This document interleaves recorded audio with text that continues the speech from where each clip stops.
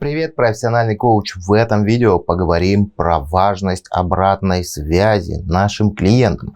Дело в том, что навык умения дать экологичную, развивающую обратную связь является основным навыком для коуча.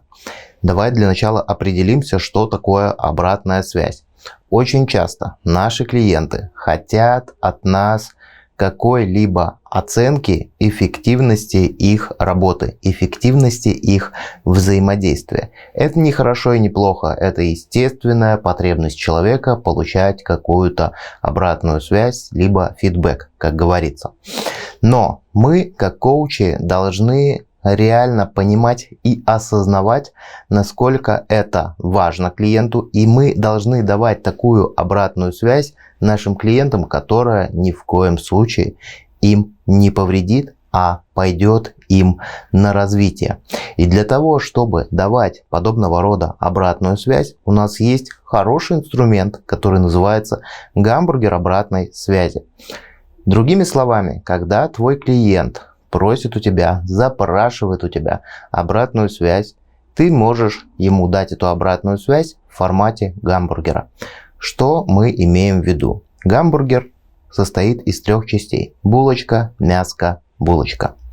Булочка. Первая булочка. Мы говорим клиенту, что было хорошо. Если ты дал клиенту какое-то домашнее задание, и он справился с ним, но не до конца, то обязательно в этом домашнем задании он сделал что-то хорошо. И первым делом мы говорим ему то, что было хорошо. Вы большой молодец, что вы сделали 1, 2, 3, 4, 5. Следующее идет мяско. Мяско — это то, что можно улучшить. Именно можно улучшить. Не должен улучшить. Не обязан улучшить. А именно можно. И вторым пунктом ты ему говоришь: можно было бы сделать вот это немножко лучше. И третьим пунктом ты закрываешь гамбургер обратной связью еще одной булочкой и говоришь ему общую позитивную оценку. А вообще вы молодец, стараетесь так держать, и я в вас верю. Таким образом, когда ты даешь обратную связь в формате гамбургера, это называется мотивирующая либо развивающая обратная связь. То есть ты человека сначала хвалишь, потом даешь, определяешь ему зону роста, потом опять хвалишь.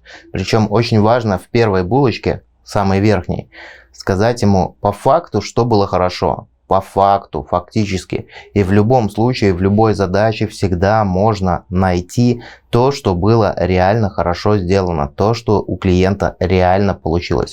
Давай потренируемся.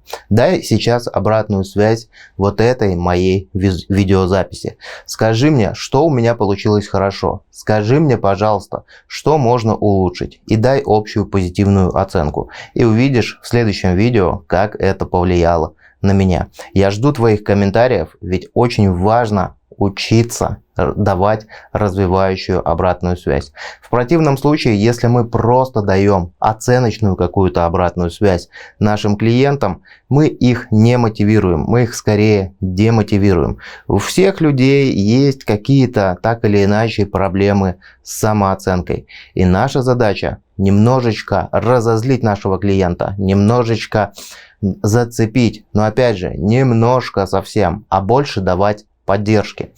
Есть, конечно, иногда есть люди, которые не очень любят получать обратную связь в формате гамбургера. У меня на одном тренинге был такой случай, когда я взаимодействовал с группой и давал всем обратную связь в формате гамбургера. Мы делали много упражнений, и я каждому подходил, когда ребята работали в командах, давал обратную связь, развивающую, все круто.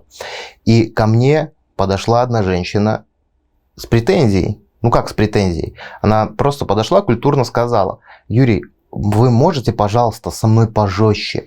Можете, пожалуйста, не давать мне этот гамбургер? Он на меня не действует. Меня нужно конкретно критиковать.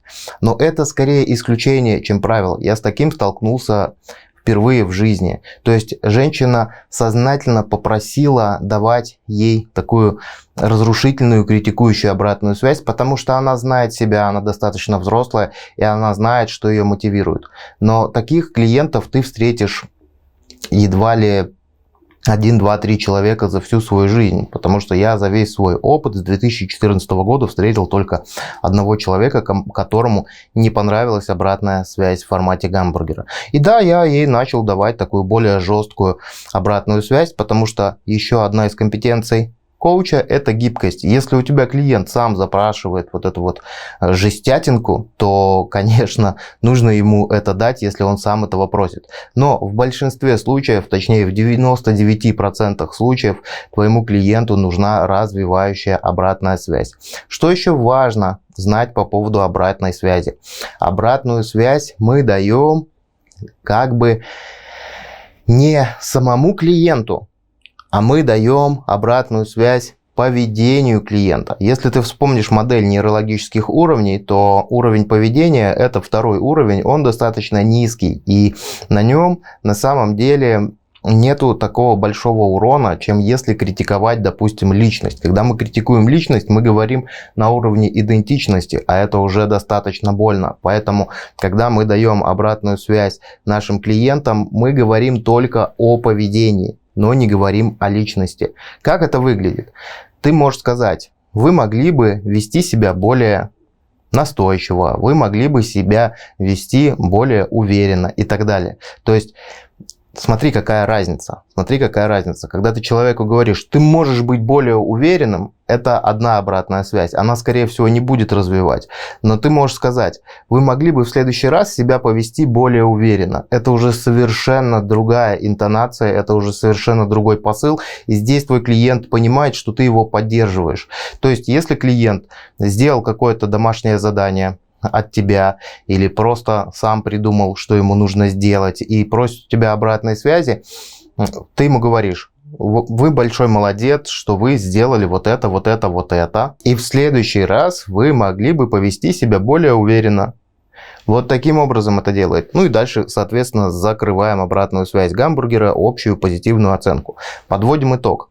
Говорим, что было хорошо, что можно улучшить, и общая позитивная оценка. Профессиональный коуч, я в тебя верю. Напиши мне обратную связь, развивающую в формате гамбургера к этому видео. И до скорых встреч. С тобой был Юрий Пузыревский. Пока-пока. Подписывайся на канал про коучинг.